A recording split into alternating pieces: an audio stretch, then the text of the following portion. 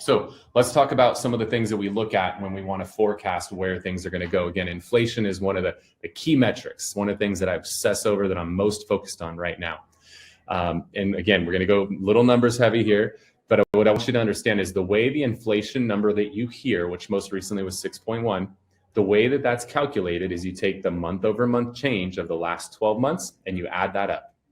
So you take what happened in February plus March plus April plus May, right? You get the idea. You add all that up, 6.1. Well, the way that this changes each month is you replace the same month from a year ago. So for example, we just got the January data that was reported. It came in at 0.5. That replaced last January that was 0.6. As a result, inflation fell by 0.1%. Well, let's look at February. We're about to replace February with a 0.7 and March with a 1.0. And it was 0.4, 0.9, 1.2. Those are the numbers we're about to replace. We'll take a look at where we've been the last 7 months here.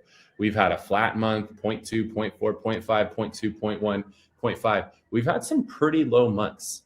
So what's going to happen is these next few months, as the data gets reported, we're going to start replacing these really big numbers with numbers that are very likely to be much smaller, especially as we get into the spring. Here in the, we're in February, March, we're still going to see some numbers that, right, we had a 0.5 in January, February might be similar, March might be similar, but as we get into April, May, June, July, I think you're going to see this inflation number fall really sharply. And I'll give you just my insider info on why I think that's going to happen. 39% of CPI is shelter. That's how much are we paying for housing effectively.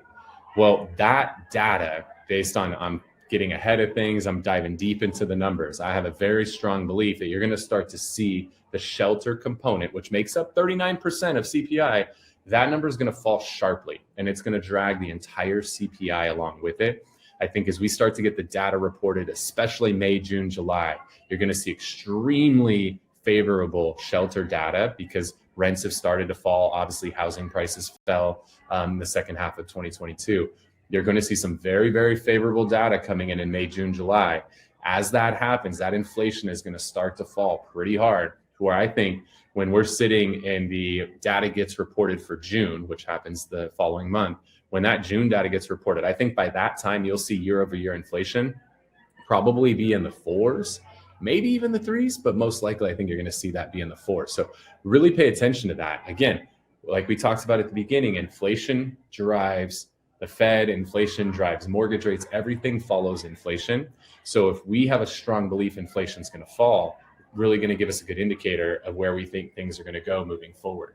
We're actually starting to see some positive signs of life right now, as we actually obviously saw pendings, or again, properties that went under contract were falling pretty sharply. We saw a pretty big uptick in January. We started to see things really start to turn around in January, and that's continuing on here into February.